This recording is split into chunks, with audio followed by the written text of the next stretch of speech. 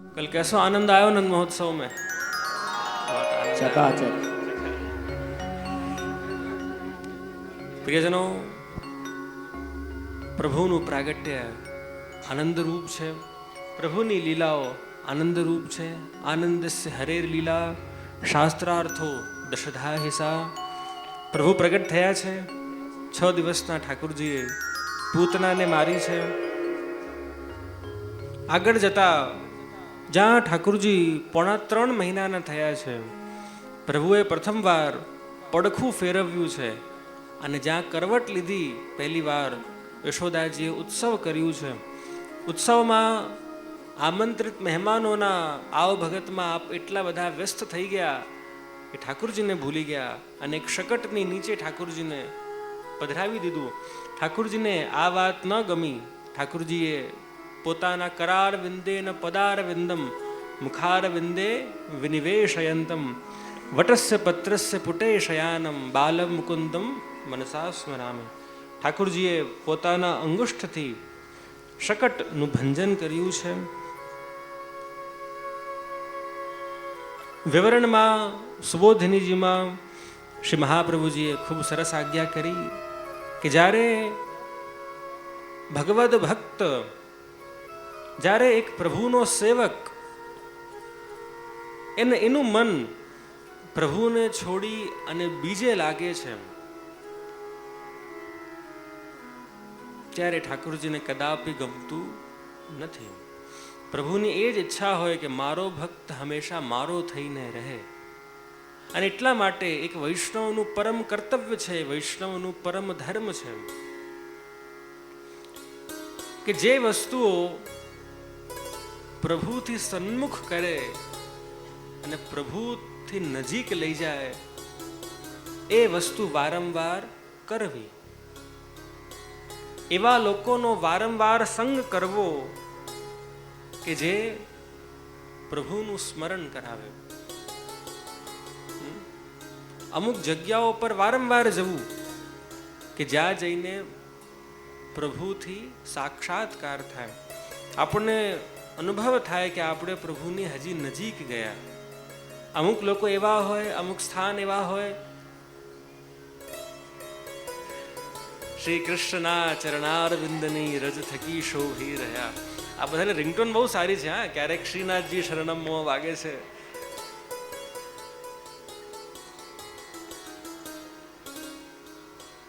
તો એવા લોકોનું, એવી જગ્યાનું હંમેશા સંગ કરીએ કે જે ઠાકોરજીનું સ્મરણ કરાવડાવે. અને એવા લોકોથી, એવી જગ્યાથી, એવા ગ્રુપથી હંમેશા દૂર રહીએ કે જે ભગવાનથી આપણને દૂર કરીએ, દૂર લઈ જાય. રામાયણનો પ્રસંગ છે. એકવાર શ્રી હનુમાનજીએ વિચાર કર્યું કે હું વિભીષણને મળવા જઈશ, પણ મળવા એ રીતે જઈશ કે મને ઓળખી ન શકે કે હું હનુમાન છું. અને એક બ્રાહ્મણનો વેશ ધારણ કર્યો, એક બટુકનો વેશ ધારણ કર્યો, એક વામનનો વેશ ધારણ કરી અને શ્રી હનુમાનજી વિભીષણને મળવા ગયા છે. તિલક કર્યું છે, ધોતી અને બંડી ધારણ કરી છે. વિભીષણને જ્યાં મળવા ગયા, જોતા જ વિભીષણ વારંવાર પ્રણામ કરવા લાગ્યા, વારંવાર નમન કરવા લાગ્યા. હનુમાનજીને થયું ક્યાંક આ ઓળખીતો નથી ગયો કે હું કોણ છું. એક ત્યાં અરીસો હતો, એમાં જોયું તો કે ના, હું તો બ્રાહ્મણ જ લાગુ છું. तो विभीषण को पूछा श्री हनुमान जी ने कि विभीषण, तुझे ये पता है कि मैं कौन हूं? तो कि नहीं महाराज, पता नहीं है कि आप कौन हो. तुझे ये पता है मैं कहां से आया हूं? तो कि नहीं महाराज, मुझे ये भी नहीं पता कि आप कहां से आए हो. तुझे पता है मेरा नाम क्या है? तो कि नहीं महाराज, मुझे ये भी नहीं पता है कि आपका नाम क्या है. तुझे नहीं पता मैं कौन हूं, तुझे ये भी नहीं पता मैं कहां से आया हूं, तुझे ये भी नहीं पता कि मेरा नाम क्या है. फिर भी जब से मैं आया हूं तब से तू मुझे प्रणाम कर रहा है, मेरा पूजन कर रहा है, इसका क्या कारण है? कि महाराज सही बात है आपकी, मुझे नहीं पता कि आप कौन हो, कहां से आए हो, क्या आपका नाम है, पर मैं आपका पूजन इसलिए कर रहा हूं क्योंकि जब से आपको देखा है तब से मुझे मेरे प्रभु श्री राम की याद आ रही है. और क्योंकि आपका स्वरूप मुझे मेरे प्रभु का स्मरण करा रहा है, इसलिए मैं बार बार आपको प्रणाम कर रहा हूं। જે લોકો ભગવાનથી આપણને નજીક લઈ જાય એવા લોકોના, એવા વૈષ્ણવોનું, એવા સંતોનું, એવા આચાર્યોનું હંમેશા સંગ કરવું એ વૈષ્ણવનું પરમ કર્તવ્ય છે. તજ મન હરિ વિમુખન કો સંગ. સુરદાસજીએ શું ગાયું? જાકે સંગ તે કુબુદ્ધિ ઉપજત પડત ભજન મેં ભંગ. અરે વૈષ્ણવ, હંમેશા એવા લોકોનું સંગ કરો કે જે તમને હરિની નજીક લઈ જાય.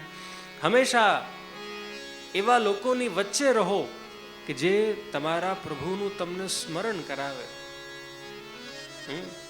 જાકે સંગ તે કુબુદ્ધિ ઉપજત પડત ભજન મેં ભંગ. સુરદાસજી એક અદ્ભુત કીર્તન લખ્યું, તજ મન હરિ વિમુખન કો સંગ. ચાલો આપણે બધા થોડી વાર માટે આ કીર્તનનું શ્રવણ કરીએ અને સત્સંગનો શું પ્રભાવ છે અને દુસ્સંગથી કઈ રીતે બચી શકાય આપણે આ કીર્તન દ્વારા સમજીએ. તજ મન હરિ વિમુખન કો સંગ.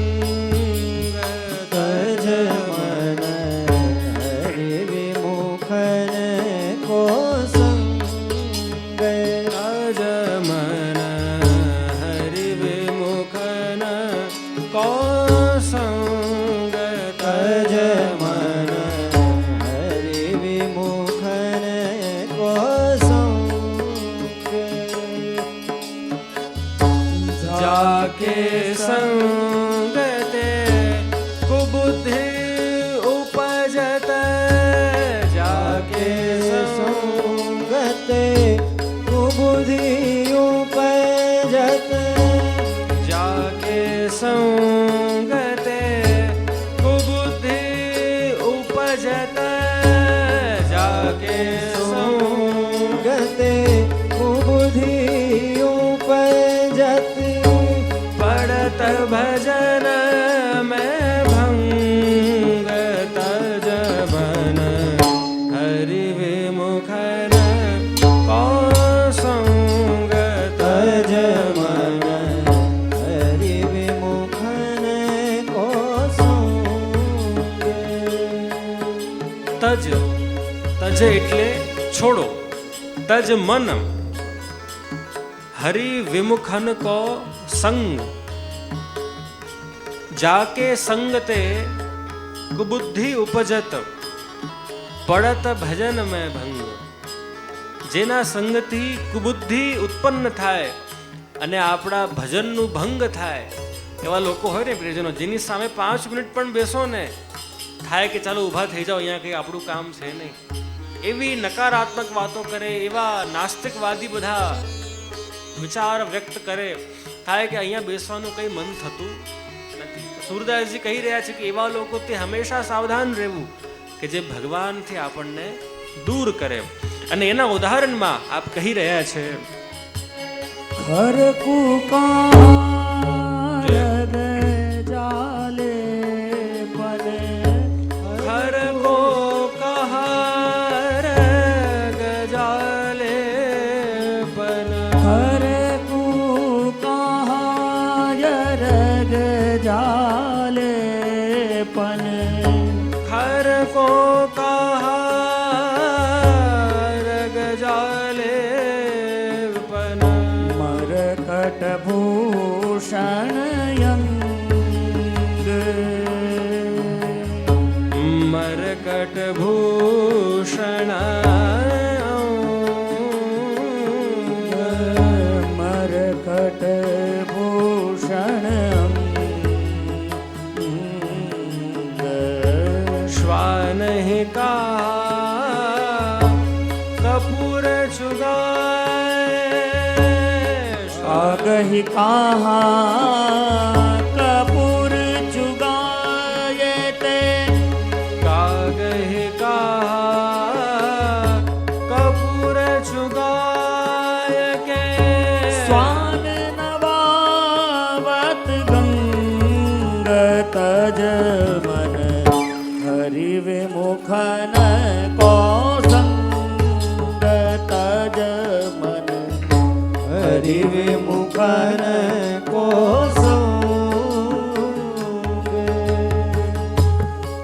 ખરકું કહા અરગજા લેપન. ગધેડો હોય એને ચંદનનું પાવડર ઘસવાથી શું ફાયદો? એ તો ગધેડો જ રહેવાનો ને. ખરકું કહા અરગજા લેપન મરકટ ભૂષણ અંગ. તમે વાંદરાને કેટલા પણ સોનાના આભૂષણો પહેરાવો, એ રહેવાનો તો વાંદરો જ છે. કાગહી કહા કપૂર ચુગાયત. કાગડાને કપૂર ખવડાવવાથી શું ફાયદો? અને શ્વાન નભાવત ગંગ. કૂતરાને ગંગામાં નવડાવવાથી એના પાપ દૂર થતા. લોકો જીવનમાં 1000 પાપ કરે અને પછી જાય પ્રયાગરાજ ત્રિવેણી સંગમ કે બધા પાપ ધોલાઈ જશે. પેલું એક કહાવત છે ને કે 100 ચૂહે ખાકે બિલ્લી હજકો ચલી. તો એવા હંમેશા લોકોથી દૂર રહેવું કે જે ભગવદ વિમુખ આપણી મતિ કરે. આગળ ઉદાહરણ આપતા સુરદાસજી કહી રહ્યા છે, કહા ભયો પયપાન કરાયે. કહા ભયો પયપાન કરાય. કહા ભયો પયપાન કરાયે. કહા ભયો પયપાન કરાય. વિષ નહીં તજત ભુજંગ. કહા ભયો પયપાન કરાય વિષ નહીં ત્યજત ભુજંગ. સર્પને સાપને કેટલું પણ દૂધ પીવડાવી લો, એ પોતાનું ઝેર ક્યારે મૂકશે નહીં. એટલા માટે ભગવદીઓ કહેતા કે હરિ ચર્ચા બધે ન કરાય. પ્રીત હિયે મેં રાખીએ સો પ્રગટ કિએ રસ જાય. ઠાકુરજીની વાતો બધાની સામે કરવી નહીં, કારણ કે આ ગોપ્ય વિષય છે. બધાની સામે કરવા જશો, જે અનધિકારી છે, બોમ્બેની લોકલ ટ્રેનમાં જેને કંઈ ખબર જ નથી પડતી કૃષ્ણ કોણ, એને સમજાવવા જશો તો ઉલટાનું તમારું જ ભાવ બગડશે. એટલા માટે હંમેશા જેમ આપણે આપણા ઘરેણાઓને સાચવીએ, આપણે ઘરે મહેમાન આવે તો જે હોસ્ટ હોય આખું ઘર બતાવે, આ મારું ડ્રોઈંગ રૂમ છે, આ મારું રસોડું છે, પણ કોઈ એ નથી બતાવતું કે તિજોરી ક્યાં રાખેલી છે. બરાબર કે બતાવો છો આપ? નહીં ને, આપણે બધું બતાવીએ કે અહીંયા ડાઇનિંગ રૂમ, અહીંયા રસોડું, આ બેડરૂમ, આ લિવિંગ રૂમ, પણ જો આ અમારી તિજોરી, આનું પાસવર્ડ, એ કોઈ આમ બોલતું નથી. એટલે જે અમૂલ્ય હોય એને ક્યારે બહાર પ્રગટ કરવું નહીં. અને એ જ સંદર્ભમાં સુરદાસજી કહી રહ્યા છે કે આપણો ભાવ પણ અમૂલ્ય છે, આપણી શ્રદ્ધા બહુ શુદ્ધ છે. અને એટલા માટે શ્રદ્ધામાં ક્યારે દાગ લાગે, ક્યારે ક્ષય થાય, એવું ક્યારે કામ એક વૈષ્ણવ કરતો નથી. અને એટલા માટે કહી રહ્યા છે સુરદાસ કારી કામર ચઢે ન દૂજો રંગ. જેમ કાળી કામર હોય, કાલું કપડું હોય, એનામાં ઉપર ક્યારે બીજું રંગ ચડતું. सूरदास प्रभु कारि कामर पे. सूरदास प्रभु काली कामर पर. सूरदास प्रभु कारि कामर पे. सूरदास प्रभु काली कामर पर. चढ़त न दूजो रंग.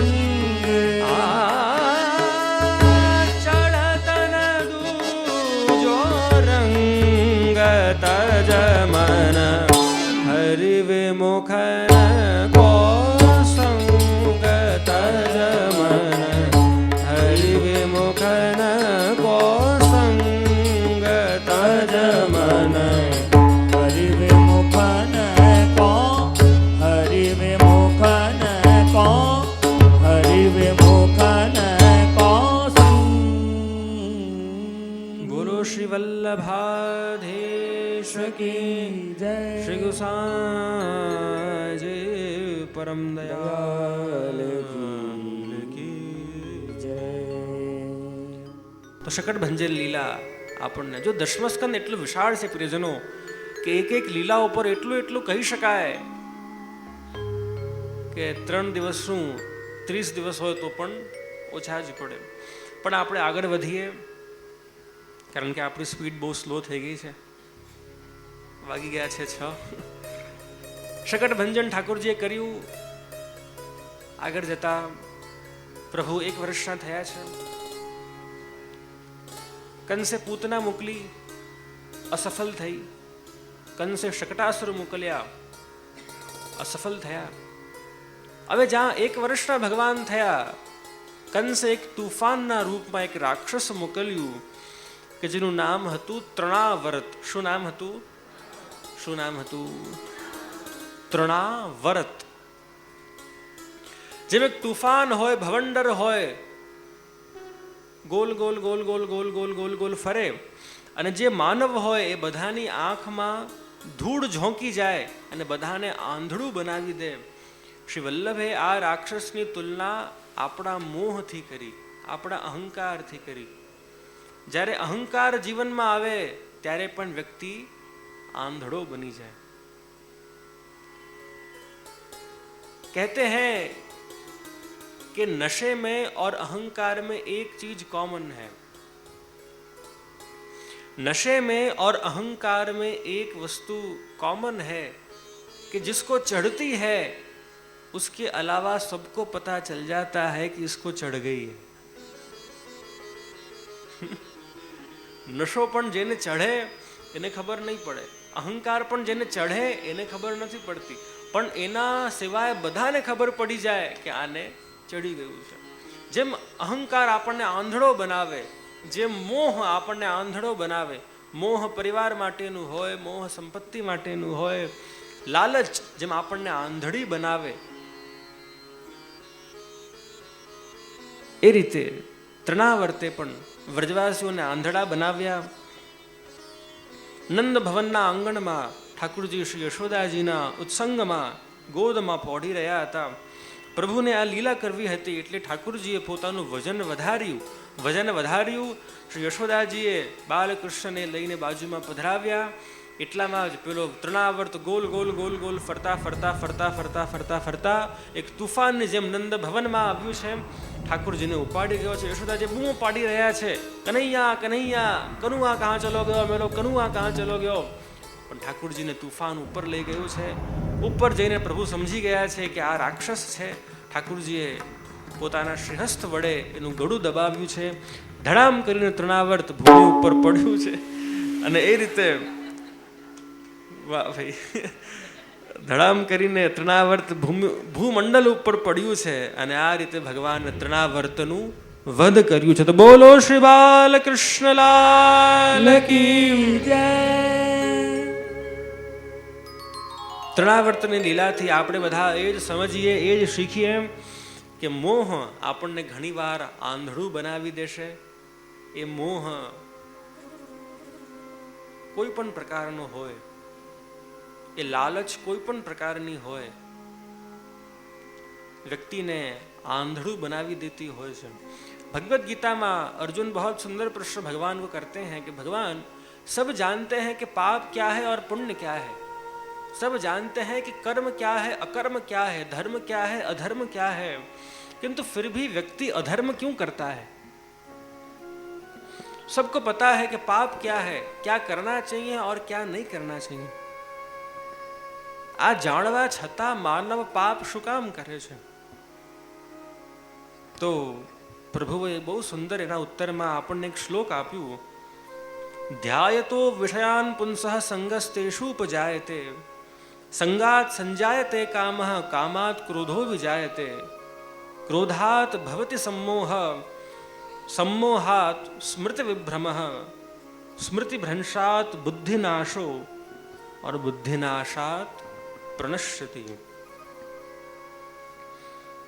બધાને ખબર હોય છે કે શું ન કરવું જોઈએ, પણ ભગવાન અદ્ભુત વાત કરે કે પાપનું પ્રારંભ થાય પાપ વિચારવાથી.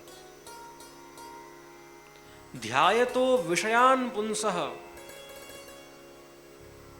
સંગસ્તેષુ ઉપજાયતે. એક વ્યક્તિ મહિને 50,000 કમાતો હોય અને પપ્પાને કે પપ્પા મને આવતા મહિને 3 કરોડની ફરારી લેવી છે, મનમાં વિચાર કરી લે તો એ પહેલા વિષયનું ધ્યાન મનમાં થાય. ફરારી ફરારી ફરારી ફરારી મગજમાં ઘૂસી જાય. ધ્યાયતો વિષયાન સંગહ તેષુ ઉપજાયતે. ફરારીનું ધ્યાન કરતા કરતા ફરારીમાં વ્યક્તિની પ્રીતિ થઈ જાય છે, સંગ થઈ જાય છે. સંગાત સંજાયતે કામઃ કામાત ક્રોધો અભિજાયતે. પપ્પા ના પાડે કે બેટા ફરારી આપણાથી પોસાય નહીં, તો એ ના પાડે તો છોકરાને ગુસ્સો આવે. પાપનું પ્રારંભ થયું વિષયના ચિંતનથી. વિષયનું ચિંતન પ્રગાઢ બન્યું, ચિંતન બન્યું કામમાં, ઈચ્છા, તીવ્ર ઈચ્છામાં. ઈચ્છા પૂરી ન થઈ, ઉત્પન્ન થયું ક્રોધ. ક્રોધાત ભવતિ सम्मोह, सम्मोहात સ્મૃતિ વિભ્રમઃ. પરિવારના લોકો સમજાવશે એને કે બેટા જો ફરારી આપણાથી ન લેવાય, આમાં આપણું હિત નથી, તો ફરારીની જીદ છોડી દે. પણ એ બાળક પછી બધા ઝઘડો કરે કે અરે તમે કોણ હો છો મને ના કહેવા વાળા.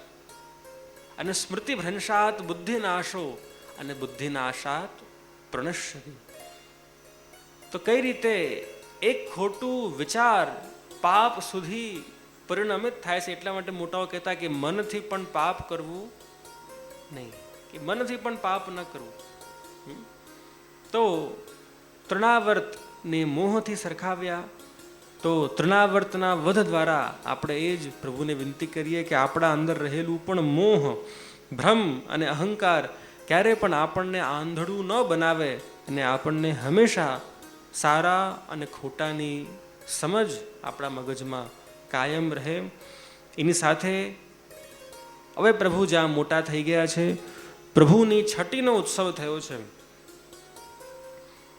છઠ્ઠીનો ઉત્સવ નામકરણનો ઉત્સવ કે જેમાં શ્રી ગર્ગાચાર્યજીને બોલાવવામાં આવ્યા છે. શ્રી ગર્ગાચાર્યજી પધાર્યા છે અને 2 બાળકો બલરામ અને કૃષ્ણ, રોહિણી પુત્ર એટલે કે બલરામ, પહેલા એમને શ્રી ગર્ગાચાર્યજીને બતાવવામાં આવ્યું છે. श्री गर्गाचार्य जी कहूँ कि ये तुम्हारो बालक जो है बहुत बलशाली है और रमंत योगिनो यस्मिन सराम, योगिन को परम ध्यान को विषय है, और यालिए मैं आपको नाम बलराम रख रहा हूँ.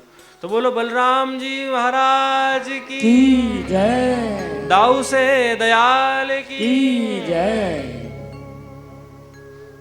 અને જ્યારે प्रभु ने बाहर पधरावामा आव्या कि अब पुरोहित जी आप इनका नामकरण करिए, तो उन्होंने कहा है बहूनि संति रूपाणि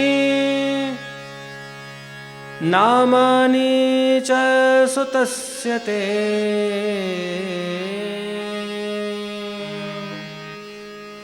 तान्यहं वेद सर्वाणि न त्वं वेद परन्तप. अरे यशोदा, तेरे बालक के तो बहुत रूप हैं, बहुत युगों में प्रकट हो चुका है, और ये तेरा बालक कोई साधारण बालक नहीं है, ये तो साक्षात परब्रह्म है. और क्योंकि इस बार ये कृष्ण रूप में प्रकट हुआ है, क्योंकि इस बार ये श्याम वर्ण धारण करके प्रकट हुआ है, इदानीम कृष्णताम गतः, और इसलिए मैं इसका नाम कृष्ण रख रहा हूं. तो बोलो श्री कृष्ण कन्हैया लाल की जय. પ્રભુ શ્યામ હતા એટલા માટે નામ રાખ્યું કૃષ્ણ. એક વિચારકે બહુ સરસ વાત કરી કે જો ભગવાન કાળા હતા અને કાળા હોવા છતાં જો એમની રૂપની ચર્ચા આટલા હજારો વર્ષો પછી પણ થઈ શકતી હોય, તો ભગવાન ગોરા થાત તો શું થાત? કાળા થઈને પણ જો ભગવાન એટલા લોકોના મનડાને ચોરી શકે છે, ચિત્તને ચુરાવી શકે છે, સારું થયું ભગવાન ગોરા ન બન્યા, બાકી તો અમે કોઈ કામના જ નહીં રહેતા. પ્રસંગ છે ને દાનનું, દાન લીલા કદાચ આપ બધાને આવડતી હોય, બડી દાન લીલા, તો એમાં જ્યારે ઠાકુરજીએ માર્ગ રોક્યો, તો અમુક ગોપી સીધી ગોપી કે જે લોકોએ દાન આપ્યું, અમુક ગોપી ટેડી ગોપી. ડોંબીવલીમાં પણ છે ને, સીધી ગોપી પણ હોય ને ટેડી ગોપી પણ હોય, સીધા ગોપ પણ હોય ને ટેઢા ગોપ પણ હોય. તો પ્રભુને માર્ગ રોકો, પ્રભુ કે લા નાગરી દાન દે. તો હવે ગોપીઓને ગુસ્સો મનમાં આવ્યો. वो કહે અરિ ગોરે શ્રી નંદરાયજુ ગોરી યશોમતી માં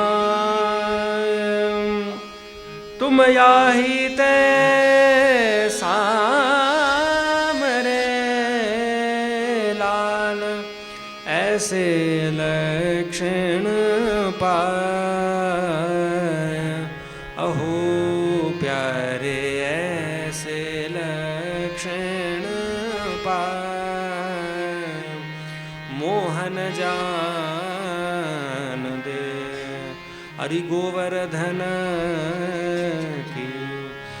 शिखर ते मोहन दीनी टेर हरि नागरी दान दे. प्रभुની રૂપની ચર્ચા થઈ રહી છે તો ગોપીઓ કહે કन्हैया यो बता देख नंदराय जी भी गोरे हैं और यशोदा भी गोरी है और यदि तू उनको बेटा तो तू कालो कैसे हो गयो. કેટલી મીઠી ચર્ચા છે.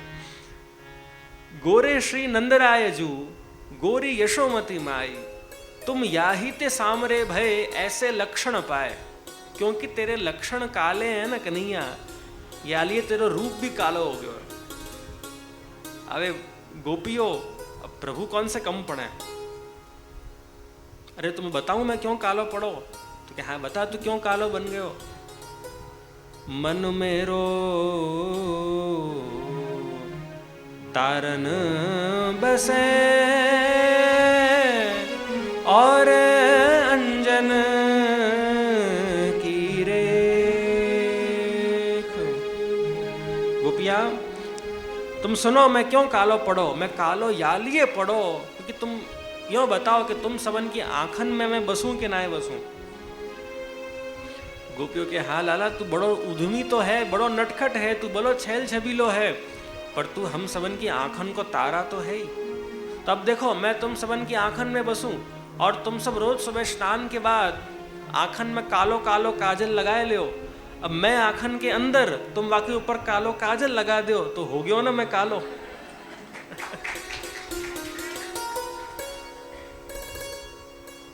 मन मेरो तारन बसे और अंजन की रेख चोखी प्रीत हिये बसे याते सामल भेख. अरे मैं यालिए कालो नहीं हूं कि मेरे कर्म काले हैं, मैं यालिए कालो हूं क्योंकि मैं तुम्हारी आंखन के अंदर बसूं और तुम्हारी आंखें कजरारी हैं और तुम्हारे आंखन के काजल ने मुझको कालो कर दियो. गोपियों कहे अरे लाला ठाले ठूले फेरत हो और नहीं कछु काम. कन्हैया तू तो अपनी भाषा में कहिए तू तो नवरो छे, ठालो ठूलो.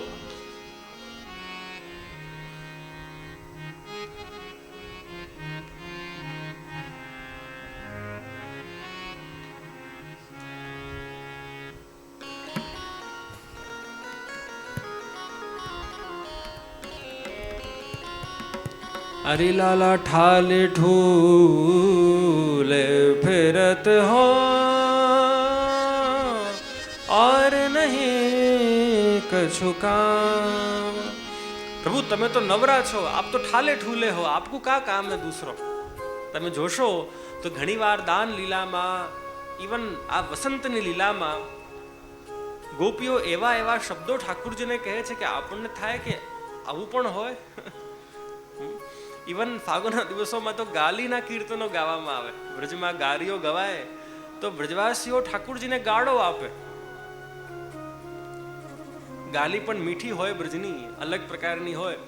તો વ્રજવાસીઓને અધિકાર હતો કે પ્રભુને ગાળો આપી શકે. ડોંબીવલી વાળા ટ્રાય ન કરતા. બોમ્બે વાળા ગાળો આપવાનું ટ્રાય, આપણું એ સામર્થ્ય નથી, આપણું એ ગજવું નથી કે આપણે ભગવાનને ગાળો આપી શકીએ. અમુક શબ્દ બોલવાના અધિકાર અમુક લોકોને હોય અને એ અધિકાર પ્રેમથી આવે. હવે એક શેઠ ને શેઠાની રહેતા ગુજરાતમાં, એના ત્યાં એક નોકર કામ કરતો. હવે નોકર નું નામ મહેશ. આ મહેશની અને શેઠાનીની જરાય ન જામે. આખો દિવસ ઝઘડ્યા કરે. આ બિચારો ભોળો મહેશ પ્રયત્ન કરે કે એવું તે શું કરું કે શેઠાની મારા પર થોડા રાજી રહે. આખો દિવસ ક્લેશ, આખો દિવસ ઘરમાં મહાભારત થતી હોય. એક દિવસ વરસાદનો મોસમ હતો અને શેઠજી ડ્રોઈંગ રૂમમાં બેસ્યા હતા અને શેઠાનીએ સરસ ચા બનાવી અને શેઠજીને પીવડાવી. તો શેઠ બહુ પ્રસન્ન થયા અને બોલી ઉઠ્યા, અરે વાહ ગાંડી, તે બહુ સરસ ચા બનાવી. ગાંડી પ્રેમથી બોલ્યા. પતિનો અધિકાર છે પત્નીને પ્રેમથી ગાંડી બોલી શકે. અને આ સાંભળીને જે શેઠાની હતા એ પ્રસન્ન પણ થઈ ગયા. હવે ત્યાં કામ કરી રહ્યો હતો પેલો નોકર મહેશ, એને ઓબ્ઝર્વ કર્યું, अच्छा ये बात है, हमारी सेठानी को गांडी बोलो तो वो खुश होती है. अब हम ट्राई करेंगे, ठीक है भाई. બીજો દિવસ થયો, સવારે ફરી મહાભારત આ લોકોની શરૂ થઈ કે મહેશ તું ऐसा है, તું ये काम नहीं करता, તું वो काम नहीं करता. એને થયું પેલું કાલવાળું બ્રહ્માસ્ત્ર વાપરી જોઈએ આજે. ઓકે, હા હા ગાંડી કરું છું ને, શાંતિ રાખ.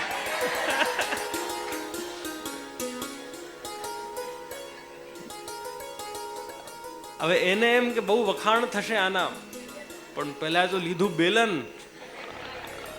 ગિરનાધરણ કી જય. તો અમુક શબ્દ બોલવાના અધિકાર અમુક લોકોને હોય અને એ અધિકાર પ્રેમથી આવે. વ્રજવાસીઓને અધિકાર છે કે ઠાકોરજીને કંઈ પણ બોલી શકે, પણ આપણા બધાનો અધિકાર નથી કે ઠાકોરજીને કંઈ પણ બોલી શકીએ. પ્રિયજનો, પ્રભુનું નામકરણ થયું છે, પ્રભુ શ્યામ બન્યા છે. ઇદાનીમ કૃષ્ણતામ ગતઃ, कृष्ण बने हैं हमारे प्रभु. अब प्रभु जैसे जैसे बड़े हुए हैं, प्रभु ने चालू करी है माखन की चोरी, और हमारे भगवान बने हैं माखन चोर. प्रभु ने माखन चोरी करी. अमुक विचारक कहते हैं कि ऐसे कैसे भगवान के जो घर घर जाकर चोरी करते हैं, ये कोई भगवान होते हैं क्या? ભગવાને માખણ ચોરી શું કામ કરી એ જાણવું બહુ જરૂરી છે.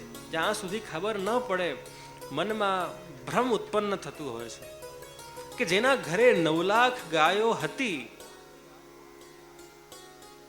એને શું જરૂર પડી કે કોઈ બીજાના ઘરે જઈને માખણ ખાય. અને જો ભગવાનને ચોરી જ કરવી હોત ને તો ભગવાને માખણની ચોરી કેમ કરી?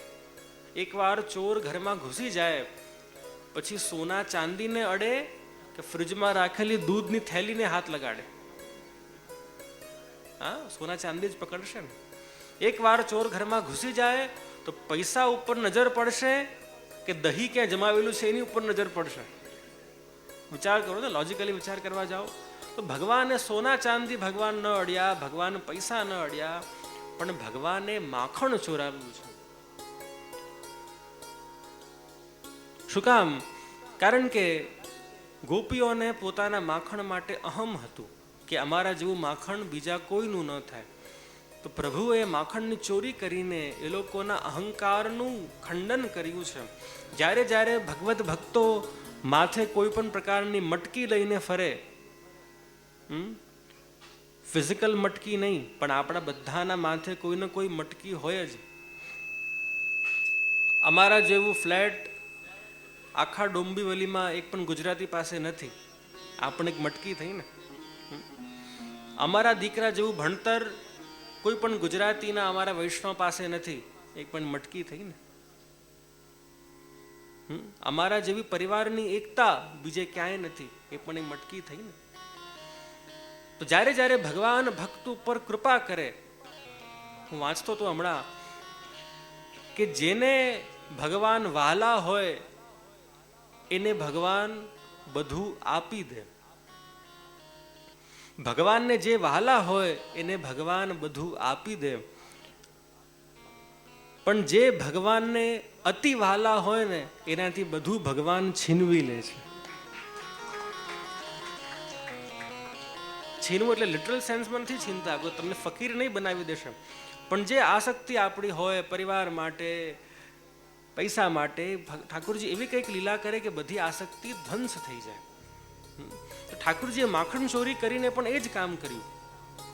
પ્રભુને કોઈ માખણ ખાવાની ભૂખ ન હતી, પણ પ્રભુને જે ગોપીઓની આસક્તિ જે માખણના ફોર્મમાં મટકીમાં હતી, ઠાકોરજીને એ આસક્તિનું હરણ કરવું હતું.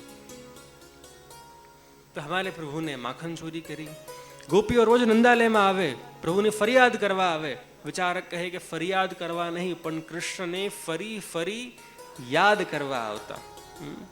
ફરિયાદ કમ્પ્લેન કરવા નહીં આવતા, પણ ભગવાનને જ સ્મરણ થાય, ફરી ફરી ભગવાન યાદ આવે એટલા માટે नंदालय આવતા. जब महाभारत में दुर्योधन और अर्जुन दोनों भगवान के पास मदद मांगने गए, दुर्योधन ले गया भगवान की पूरी सेना, द्वारकाधीश की सेना, और अर्जुन के हाथ में सिर्फ भगवान लगे. जब युद्ध करने जा रहे थे तो भगवान ने मस्ती में दुर्योधन से कहा, अर्जुन से कहा, भगवान ने मस्ती में सखा से कि देख अर्जुन तो मूर्ख है. तो क्यों मूर्ख हूं प्रभु? तो क्या सब माखन तो दुर्योधन ले गया, मेरी सेना, मेरे हाथी घोड़ा, सब माखन तो वो ले गया और तू तो छाछ लेके जा रहा है.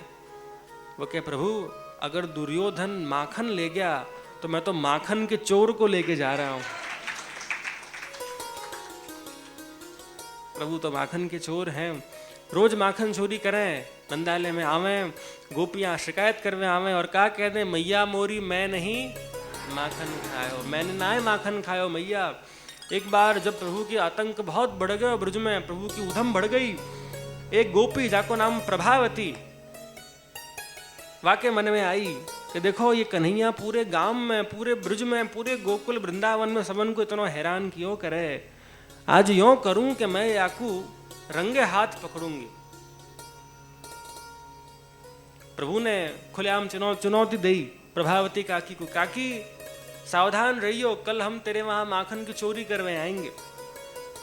तो क्या मैं देखूं कैसे चोरी करेगा तू, आजा घर में मैं देखूं तुझको. प्रभु कह, देख काकी सावधान रहियो, हम बहुत पक्के चोर हैं, हम ऐसे पकड़ाए हो ना जाए करें. तो क्या अच्छा आओ देखी जाएगी. प्रभु पधारे हैं सखान के संग, और जहां छीके पे सगरी दधी ऊपर मटकी हती, और ठाकुर जी ने मटकी को पकड़ी है और वामे से माखन निकालनो प्रारंभ कियो है, वहां ही थोड़ी ध्वनि हुई, थोड़ो घोष हुओ, नाद हुओ, और प्रभावती सुन गई कि घर में कोई चोर आयो है. समझ गई हती कि ये चोर और कोई नहीं हो सके, पर नंद को लाला, यशोदा को लाला, देवकी को छैया, ऐसो हमारो कन्हैया ही हो सके है. दौड़ के गई हैं, प्रभु को पकड़ो है, देख कन्हैया मैं तेरे से कह रही मेरे घर मत आयो कर चोरी करवे, मैंने तुमको आज रंगे हाथों पकड़ लियो है. चलो यशोदा के पास, तेरी मैया कभी माने ही नहीं है कि तू चोरी कर सके. मैया को यूं लगा तो दूध को धुलो हुआ है, पर आज मैं बताऊं कि तू कितनो छलिया है, कितनो नटखट है. प्रभु कहे, महाराज आप तो बुरे फंस गए, अब ये पकड़ लेगी और मैया से आने मेरी शिकायत कर देगी तो महाराज बाहर जानो बंद हो जाएगा, क्या करें. प्रभावती ब्रज की गोपी, और ब्रज में रिवाज है घूंघट करवे को, तो घूंघट करके एक श्रीहस्त से प्रभु को पकड़ो. प्रभु के श्रीहस्त बड़े मधुर, बड़े सुकोमल, प्रभु के चरणार विंद में नूपुर, और छम छम करते छोटे से कन्हैया और प्रभावती गोपी नंदालय की तरफ, नंद भवन की तरफ जहाँ आगे बढ़ रही हैं. प्रभु कहें कि अरे लाला आज तो बुरे फंस गए, क्या करें. तो प्रभु के बाजू में या प्रभावती कोई बेटा चल रहे हो. प्रभु कहें अब कुछ तो करना पड़ेगा। देख काकी, मैं मानूं कि मैंने गलती करी है, मैं मानूं कि मैंने चोरी करी है, पर देख काकी मैं भी तो एक छोरा ही तो हूं, छोटो सो भोलो भालो छोरा हूं मैं। तू यों कर कि देख तूने कड़क पकड़ रखो है मेरे हाथ में दुख रहे हो, तू यों कर कि तू मुझको भले यशोदा के पास ले जा, पर तू मेरा दूसरो हाथ पकड़ ले, तू नेक हाथ को ढीलो कर दे, मैं तुझको मेरा दूसरा हाथ दूं, तू वाकू पकड़ ले और तू मुझको वहां ले जा। હવે આ પ્રભાવતીની ઈચ્છા તો જરા પણ ન હતી કે આવું કરે, પણ પ્રભુની વચનમ મધુરમ, શ્રી વલ્લભે કહ્યું કે પ્રભુના વચન મધુર છે, રૂપમ મધુરમ, તો પ્રભાવતીનું મન પીઘલી ગયું અને જ્યાં પ્રભુનું હાથ છોડ્યું, ઠાकुरજીને વાય કે છોરા કો હાથ વાકી મમ્મી के हाथ में पकड़ा दियो कि हाँ अब पकड़ दो कन्हैया को, तो कि हाँ काकी अब बराबर है। और वहां प्रभु दौड़ के यशोदा जी के पास पहुंच गए हैं। प्रभावती आई, देख यशोदा, देख मैया, तू बहुत कह के तेरा लाला बहुत शुद्ध है, दूध को धुलो हुआ है, देख आज मैंने तेरे लाला को रंगे हाथ पकड़ लियो है, मेरे घर आयो चोरी करने के लिए और यूं कह रहे हो काकी सावधान रहियो, मैं कल तुम्हारे घर चोरी करूंगा, मैं मना कर रही कि मत आ मेरे घर पे, पर फिर भी आयो और देख याकू आज मैंने रंगे हाथ पकड़ लियो है। यशोदा जी के अरे भूरी नेक घूंघट खोल के तो देख कौन को हाथ पकड़ रखो है तूने। અને જ્યાં ઘૂંઘટ ખોલ્યું તો ખબર પડી કે પોતાના જ દીકરાનો હાથ પકડ્યું હતું। और वहाँ सामने हमारे प्रभु मीठी मीठी मुस्कान प्रभावती को दे रहे, हसतम मधुरम, श्री महाप्रभु जी आज्ञा करे। प्रभु वारंवार नंदालय में आवे, सूरदास जी वर्णन करे कि मैया मोरी मैं नहीं माखन खायो। अरे मैया सब तू बहुत भोली है, तुको सब यूँ कह दें कि मैंने माखन खायो और तू मान जाए मैया, पर मैं कभी माखन की चोरी क्यों करूंगा, मुझको क्या कमी है माखन की। मैया मोरी मैं नहीं माखन खायो रे, मैया मोरी मैं नहीं माखन खायो रे, मैया मोरी मैं नहीं माखन खायो रे, मैया मोरी मैं नहीं माखन खायो। भोर भयो गैयन के पाछे मधुबन मोही पठायो, चार प्रहर बंसी बट भटक्यो, चार प्रहर बंसी बट भटक्यो, सांझ परे घर आयो, सांझ परे घर आयो हो मैया मोरी मैं नहीं माखन खायो रे, मैया मोरी मैं नहीं माखन खायो। मैया मोरी मैं नहीं माखन खायो रे, मैया मोरी मैं नहीं माखन खायो। अरे भैया तू ही बता मैं कब माखन खाऊंगा। चार प्रहर बंसी बट भटक्यो, सीधो घर पे आयो। अरे मैया मैं तो गैया चरावे जायो करूं और मैं तो चारों प्रहर बंसी बट में भटक्यो करूं और गैया चरा के सीधो घर पे आ जाऊं, मुझको समय कहाँ है कि मैं माखन चोरी करूं। मैया मोरी मैं नहीं माखन खायो रे, मैं नहीं माखन खायो। अरे मैं बालक बहियन को छोटो, छीको किह विध पायो, मैं बालक बहियन को छोटो, छीको किह विध पायो। ग्वाल बाल सब बैर पड़े हैं, ग्वाल बाल सब बैर पड़े हैं, बरबस मुख लपटायो री, मैया मोरी मैं नहीं माखन खायो री, मैया मोरी मैं नहीं माखन खायो। देख मैया, मैं बालक बैयन को छोटो, देख मेरे तो हाथ भी कितने छोटे हैं, मैं तो छीके तक पहुंच ही ना सकूं। और ये तो ग्वाल बाल का करें, खुद माखन खाएं और मेरे मुख पे यूं लगा दें। ग्वाल बाल सब बैर पड़े हैं, बरबस मुख लपटायो। આગળ અલગ અલગ યુક્તિઓ કરતા ઠાकुरજી કહી રહ્યા છે। तू जननी मन की अति भोरी, इनके कह पति आयो। तू जननी दिल की अति भोली, इनके कहे मैं आयो। जी तेरे कछु भेद उपजी है, जी तेरे कछु भेद उपजी है, तूने मोहि जानी परायो। जायो रे मैया मोरी, मैं नहीं माखन खायो रे मैया मोरी, मैं नहीं माखन खायो। और मैया तुको लगतो ही हो कि मैं माखन खाऊं, और तुको यदि मैं पसंद नहीं हूं तो ले मेरे कपड़ा, ले मेरी कमरिया, मैं जा रहा हूं सन्यास लेवे को। यशोदा के अरे तू लाला कहाँ जाएगा सन्यास लेवे। અને એવું કરીને યશોદાજીએ પ્રેમથી કનૈયાને પોતાના અંકથી ભર્યા છે। અને ત્યારે સુરદાસજી ગાઈ રહ્યા છે। अरे यह ले अपनी लकुटी कमरिया, बहुत ही नाच नचायो। ये ले अपनी लकुटी, ले तारी लकुटी અને લે તારા કપડાઓ, હવે મને નથી જોઈતું, હવે તું જ રાખ, અને હું તો હવે સંન્યાસ લઈશ અને ભગવાનનું ભજન કરીશ। ભગવાન કહી રહ્યા છે કે હું સંન્યાસ લઈને ભગવાનનું જ ભજન કરીશ।